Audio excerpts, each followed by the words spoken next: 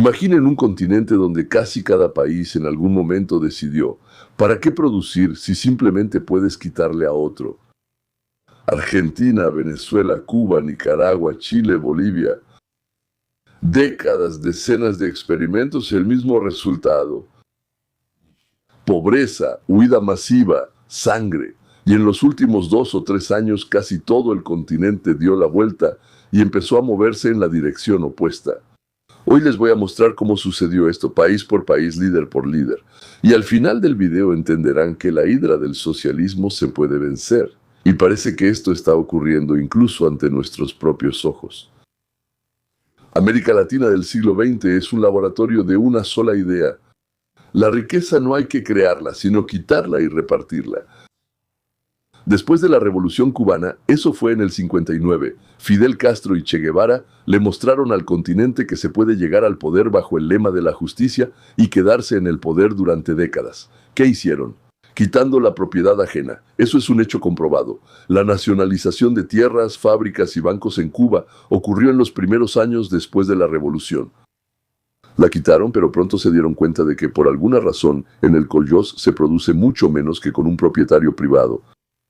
Por eso cuando empezaron a repartir lo que habían producido, resultó ser menos de lo que pagaba el dueño a todos. Decidieron que eran enemigos del pueblo y mataron a un montón de gente. Y al año siguiente resultó que quedaba aún menos para repartir. Porque los camaradas que repartían, bueno, esos que repartían sí, quisieron quedarse con una parte más grande para ellos mismos. Ellos les daban menos a los demás y más para ellos. Bueno, algo así como un lema socialista.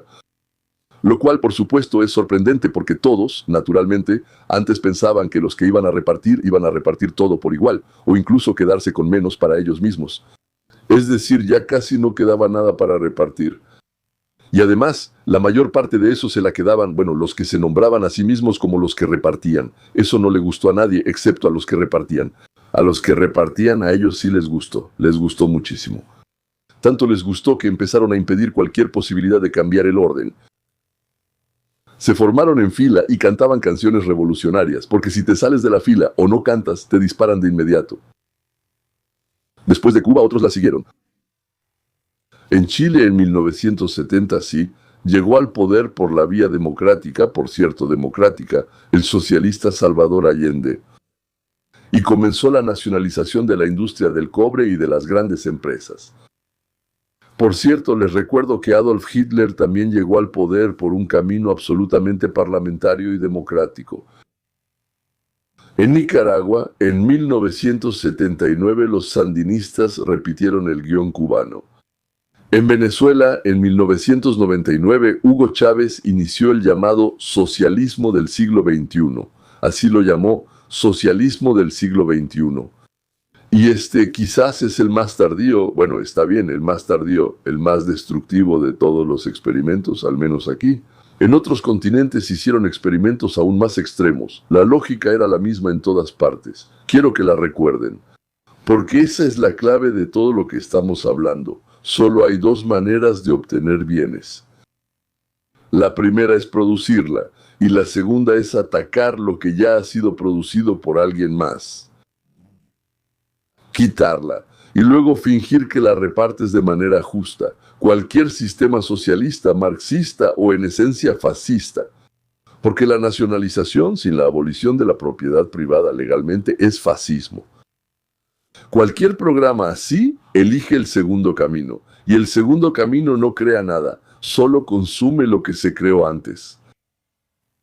Y aquí viene el momento más inesperado de este video. Hay multitudes, una persona rica tiene mucho. Entonces, si se le quita, todos tendrán más. Pero sucede exactamente lo contrario. Cuando quitar se vuelve más rentable que producir, la gente deja de producir por completo. El agricultor ya ni cultiva, pero él sabe que el gobierno vendrá y la confiscará de todos modos. ¿Para qué molestarse en hacerlo, verdad?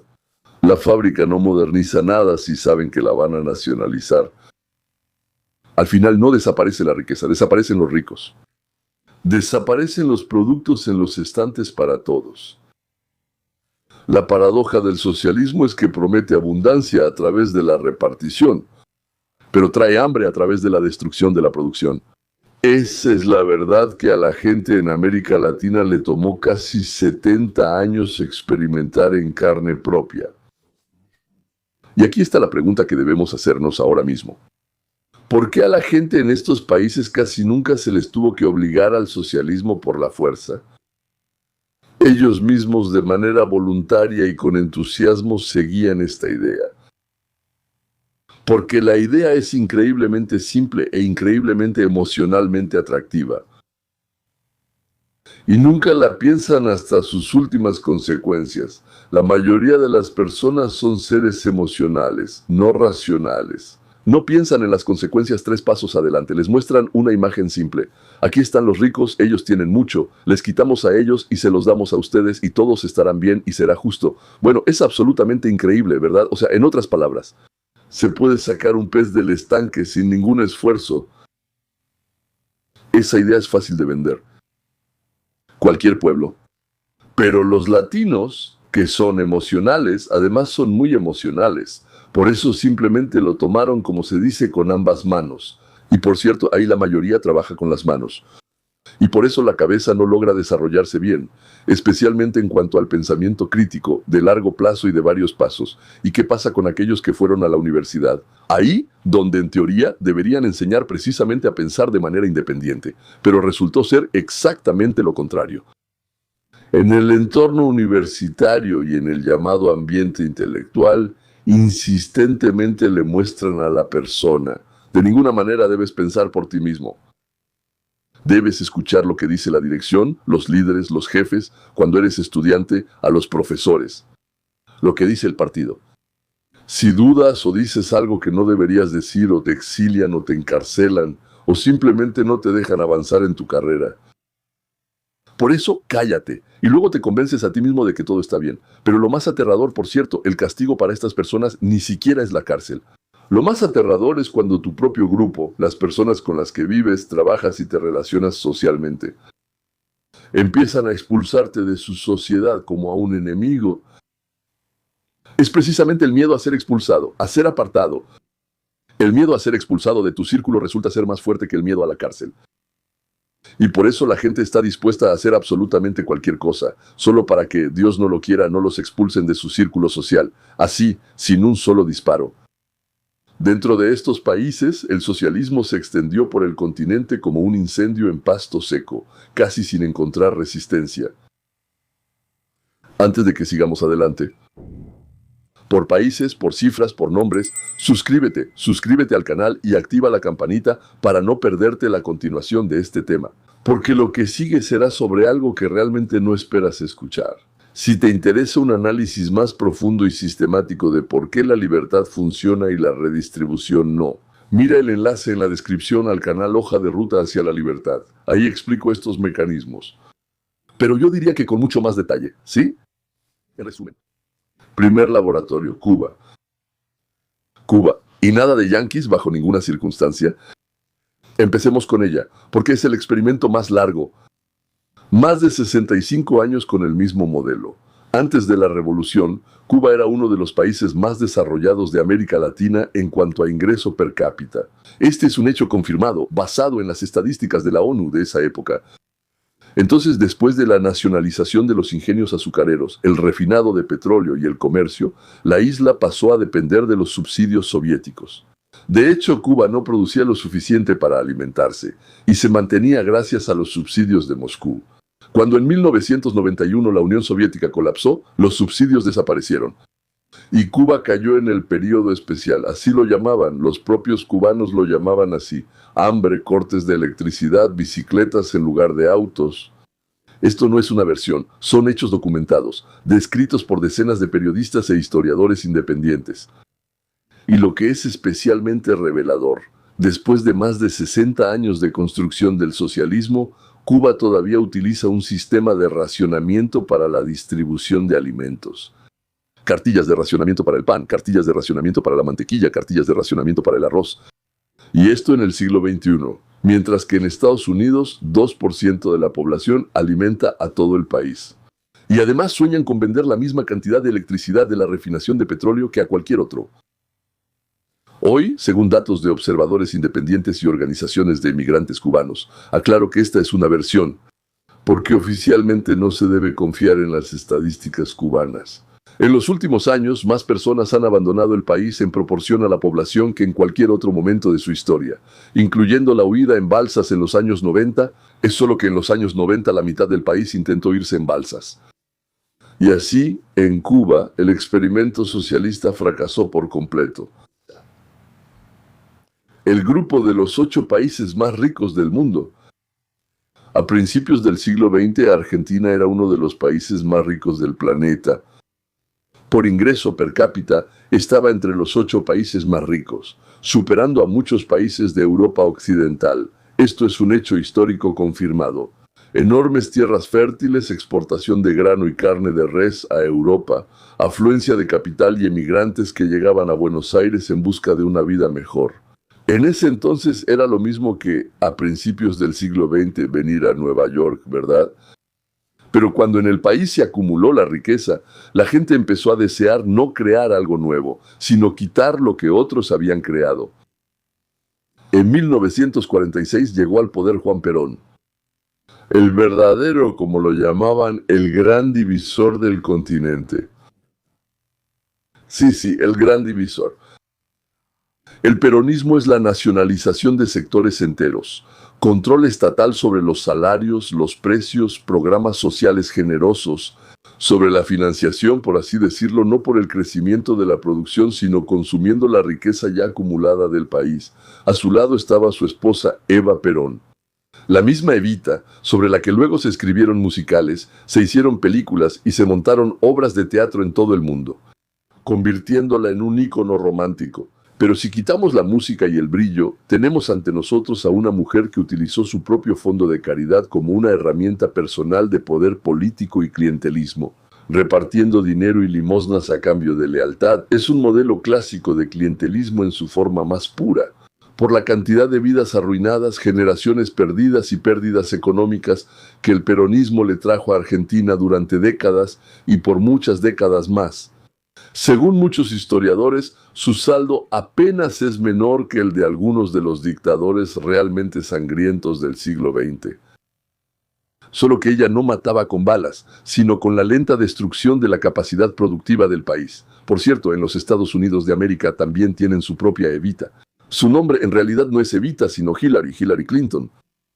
Ella hacía exactamente lo mismo, pero además, por alguna razón desconocida, hubo 80 personas que tuvieron trato con esa familia. O murieron de una manera misteriosa, o se suicidaron. Además, varios de los suicidios se hicieron con un arma de fuego en la parte trasera de la cabeza. Incluso hubo un caso en el que una persona se disparó 2 veces en la parte trasera de la cabeza. No estoy bromeando. El resultado es conocido. Argentina, que por su nivel de riqueza podía competir con Estados Unidos y Canadá, pasó las siguientes 8 décadas en un ciclo de inflación constante. Incumplimientos, crisis. El peronismo sobrevivió a 5 y a Perón durante medio siglo. Y fue precisamente de esta trampa de la que Argentina empezó a salir realmente solo en 2023, pero de eso hablaremos un poco más adelante. Ahora bien, Nicaragua. La revolución contra el dictador se convirtió en una nueva dictadura. Eso es lo que siempre he dicho también. En Nicaragua, el socialismo no llegó de la nada. Lo trajo una revolución contra un verdadero dictador. Y estos no eran verdaderos, ¿ves? La familia Somoza gobernó el país con mano de hierro desde los años 30. Era profundamente corrupta. Por eso, cuando en 1979 el movimiento sandinista de liberación nacional, de tendencia izquierdista radical, derrocó la dictadura, una parte significativa del país e incluso parte de la comunidad internacional se alegró sinceramente. Fue una rebelión contra una tiranía real, y eso es un hecho histórico confirmado. ¿Cuántas veces ya les he contado que ninguna de las revoluciones o cambios traídos por la fuerza de las armas, ya sea por el propio pueblo o por extranjeros, lleva a una mejora de la situación? Para el pueblo, después de la revolución era lo mismo o incluso peor. Todo lo que pasaba era que otro grupo de personas empezaba a robar a sus propios ciudadanos. Robaba un grupo, luego había una revolución y empezaba a robar otro grupo. Después se repitió el mismo patrón que en Cuba. Al llegar al poder, los sandinistas empezaron la nacionalización de la tierra y la industria, establecieron de hecho un sistema de partido único y se vincularon estrechamente con Cuba y la Unión Soviética. La lógica era la misma. Vencieron la injusticia de un dictador y casi de inmediato empezaron a construir una injusticia de un nuevo tipo. Bueno, simplemente bajo otros lemas, pero la injusticia era de un nuevo tipo, admítelo. Estados Unidos en respuesta comenzó a financiar a la oposición armada, los contras, y sumieron al país en una guerra civil durante 10 años, en medio de la cual la economía simplemente colapsó. En los años 90 creo que los sandinistas inesperadamente perdieron unas elecciones libres y se retiraron del poder por un tiempo, pero la historia no terminó ahí.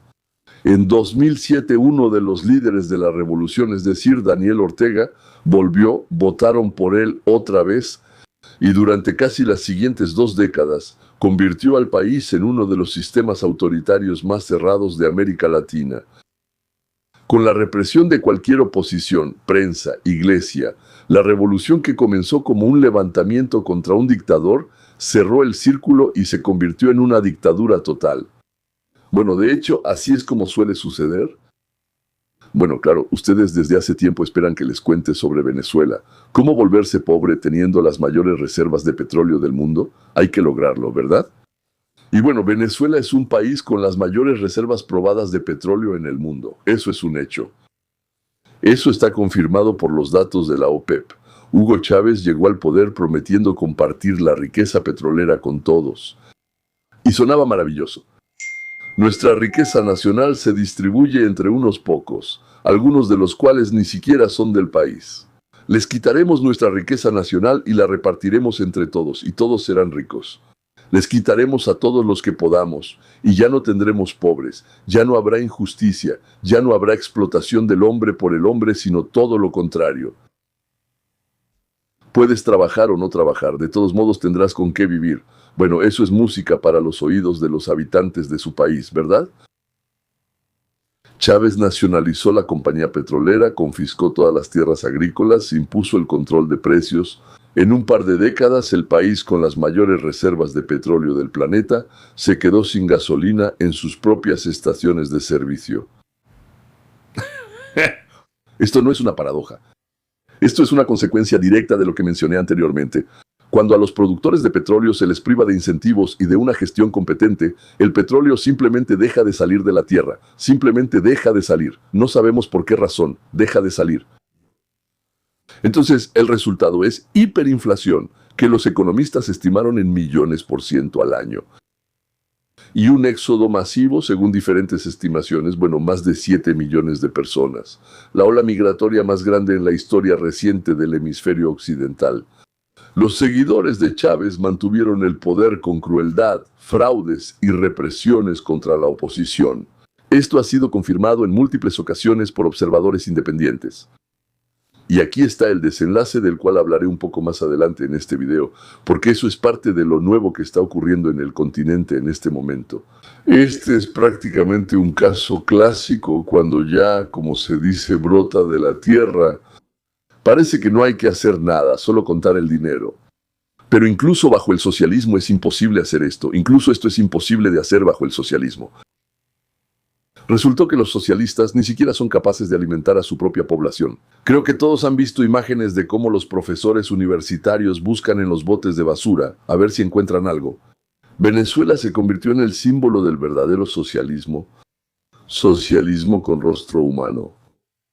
Los perros no sufrían por eso, solo sufrían las personas, la gente. Y ahora lo que prometí. Si naciste en la URSS o en países postsoviéticos, ya has visto tarjetas de racionamiento para alimentos, ¿verdad?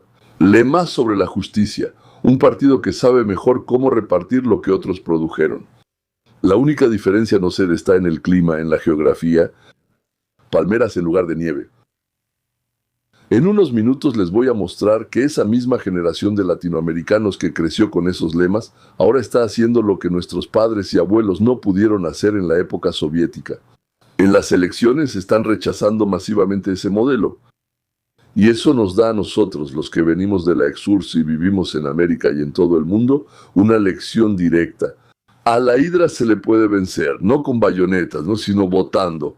Bueno, claro, si la gente alcanza a ver las consecuencias antes de que muera toda una generación, la verdad es que la Hidra primero trata de engañar y luego mata a tiros a todos los que le impiden gobernar. En Estados Unidos ocurrió algo que realmente sirvió como base para un cambio en la conciencia mundial. Conciencia mundial. Esto se llama la revolución de Trump. Despertó a aquellos en América Latina que saben pensar. Esto no es un eslogan, se puede ver por los hechos de los últimos 2 o 3 años y ahora los repasaré uno por uno. Volvamos a Argentina, de la que hablamos al principio del video.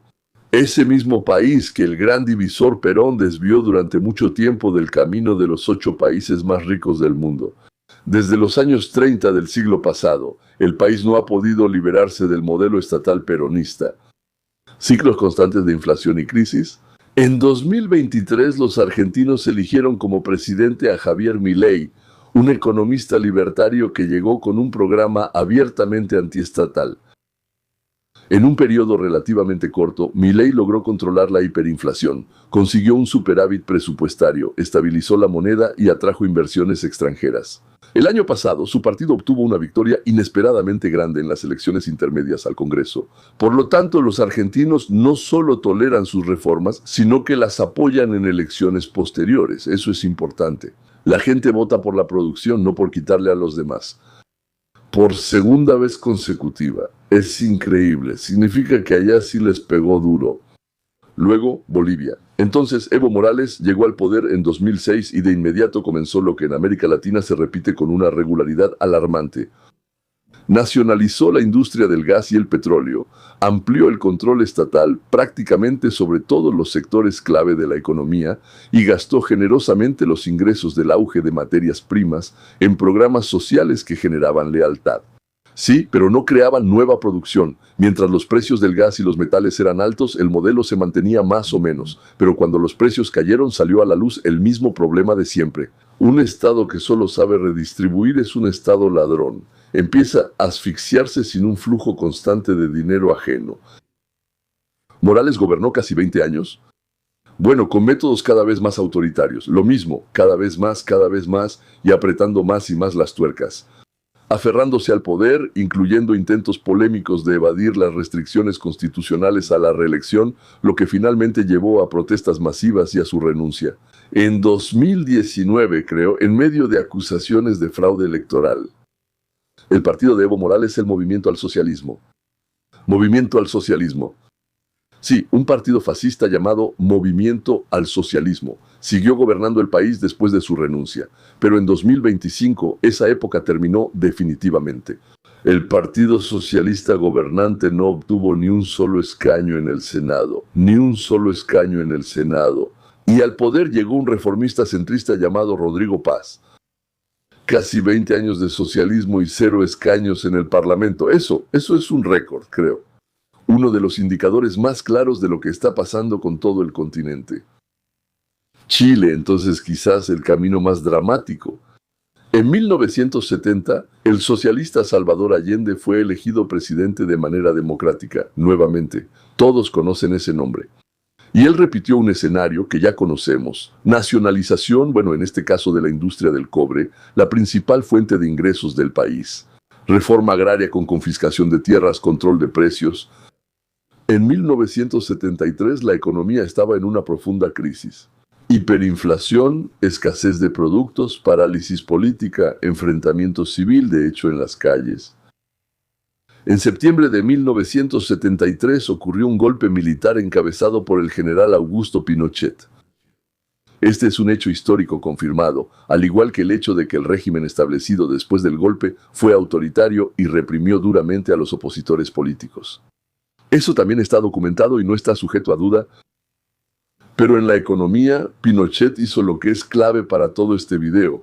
Él invitó a un grupo de economistas que se educaron en la escuela de Chicago. Los llamaban los Chicago Boys. Eso es libre mercado.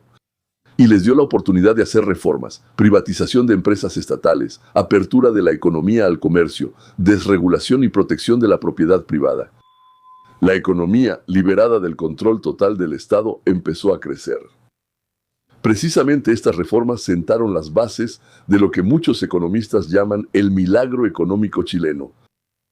Décadas de crecimiento sostenido que, para los años 90 y 2000, convirtieron a Chile en una de las economías más estables y prósperas del continente. Aquí está ese mismo hilo conductor que atraviesa todo este video. El Estado le quita al productor y llega el hambre. El Estado permite producir, llega el crecimiento, incluso si el régimen político bajo el cual esto sucedió estaba lejos de ser ideal. En Chile, un país que después de Pinochet durante décadas ha estado equilibrándose entre la izquierda y la derecha, en diciembre del 25 el candidato de derecha José Antonio Kast obtuvo una victoria decisiva en la segunda vuelta contra la candidata del Partido Comunista, obteniendo, según datos oficiales, más del 58% de los votos. En Honduras, en el 25, el candidato de derecha, Nasri Asfura, ganó las elecciones, y la candidata del Partido Socialista Gobernante Libre obtuvo menos del 20% de los votos. Una derrota directa del mismo bloque ideológico que gobernaba en Venezuela y en Cuba. En Ecuador, el actual presidente Daniel Noboa, partidario del libre mercado, fue reelegido con una ventaja de más del 10%. Esa es la mayor diferencia en unas elecciones presidenciales en Ecuador, creo, en los últimos, 20 o 30 años en Costa Rica. En febrero del 26, la candidata conservadora de derecha Laura Fernández ganó las elecciones en la primera vuelta, obteniendo más del 48% de los votos. Esto es una continuación del rumbo hacia el fortalecimiento de la disciplina presupuestaria. Y finalmente Venezuela. Ese es el país del que hablé hace unos minutos. Según la información que se discutió ampliamente a principios de este año, el régimen de Nicolás Maduro dejó de existir en enero del 26 en medio de acciones militares y la detención del propio Maduro. Debo señalar esto como una versión que requiere una confirmación independiente adicional. Pero el hecho mismo del fin del régimen chavista de muchos años en Venezuela a principios del 26 ya es una realidad reconocida por las fuentes. Hace apenas unos días, el 21 de junio del 26 en Colombia, el primer candidato de derecha, Abelardo da Esparillo. Tengo muchas esperanzas de que Esparilla probablemente sí haga algo. Así es. Ganó la segunda vuelta de las elecciones presidenciales contra el candidato del actual presidente de izquierda, Gustavo Petro, con la diferencia de votos más mínima en la historia del país. Es una versión muy reciente. Pero la información sigue actualizándose, pero la dirección es la misma. Mira la lista completa. Argentina, Bolivia, Colombia, ¿verdad? Ecuador, Costa Rica, Venezuela. 8 países en 2 o 3 años se han movido en la misma dirección. Según la empresa de estudios sociológicos Latinobarómetro, la proporción de latinoamericanos que se consideran de derecha o de centro derecha ha alcanzado el nivel más alto en 2 décadas de observaciones.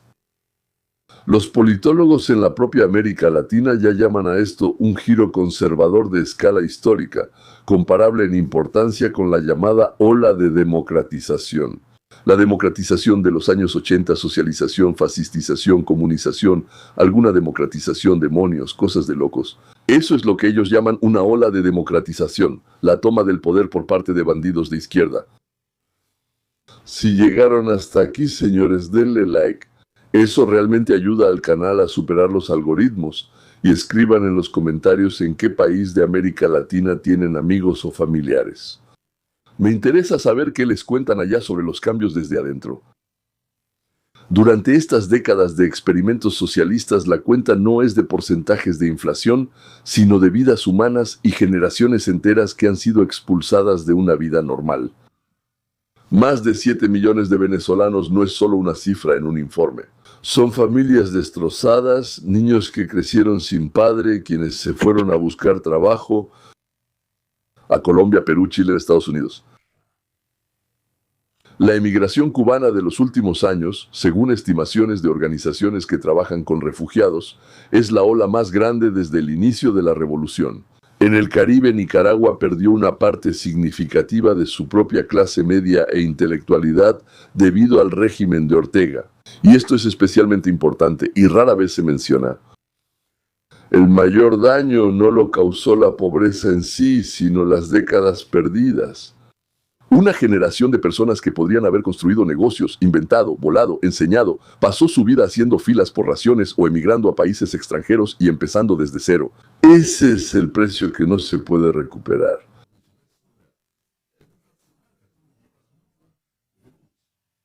Pero ningún tipo de reforma puede devolver el tiempo perdido. Aquí vale la pena recordar un principio simple del que hablo en cada uno de mis videos. Solo puede producir aquella persona a la que se le permite producir lo que él quiere, comprar materiales donde quiera, contratar a quien quiera, pagar al mercado lo que el mercado exige, competir entre sí y quedarse con la mayor parte posible de lo que ha ganado, dando al Estado lo necesario para proteger a la persona y al país. Esa es la diferencia entre Cuba en 1926 y Argentina en 1926. Ni los recursos naturales, ni el clima, ni la historia, sino precisamente la cuestión de si se le permite al productor producir. La idea de hacer a América grande otra vez resultó ser contagiosa. Pero no en el sentido del nacionalismo, sino en el sentido de un principio básico. El trabajo es más importante que los eslóganes. La producción es más importante que la distribución. Esta idea ahora literalmente está limpiando el continente de fascistas, comunistas y socialistas, no con bayonetas, sino, gracias a Dios, en las urnas. Surge la pregunta, ¿están surgiendo sus propios Trumps nacionales en Argentina, en Ecuador, en El Salvador, en Chile? Cada uno tiene su propio estilo, su propia personalidad, pero un rumbo común. Respeto al trabajo, respeto al capital, respeto a quienes realmente impulsan la economía hacia adelante y no a quienes solo hablan bonito sobre la justicia y construyen aspiraciones. Son especialidades diferentes, producir y hablar. Esperamos que toda América Latina poco a poco pase a una vida normal, donde se respete el trabajo, se respete el capital y se respete a las personas que impulsan la producción hacia adelante. Pero lo principal es lo que debe suceder y lo que está sucediendo ahora. Y eso es que la élite intelectual de estos países, los profesores, periodistas, escritores, que durante décadas romantizaron la palabra socialismo, finalmente empiezan a entender cuánto daño causaron al guiar a pueblos enteros por este camino con lemas bonitos. Ellos se bañaban en eso, jugaban con eso, pero la gente, cientos de miles, millones, terminaron con sus vidas arruinadas. Marxismo. Una tras otra, país tras país, lo están arrojando al basurero de la historia, gracias a Dios. La historia nos da una oportunidad rarísima de ver cómo la teoría pierde ante la práctica ante nuestros propios ojos. Aquí, ante los ojos de nuestras generaciones.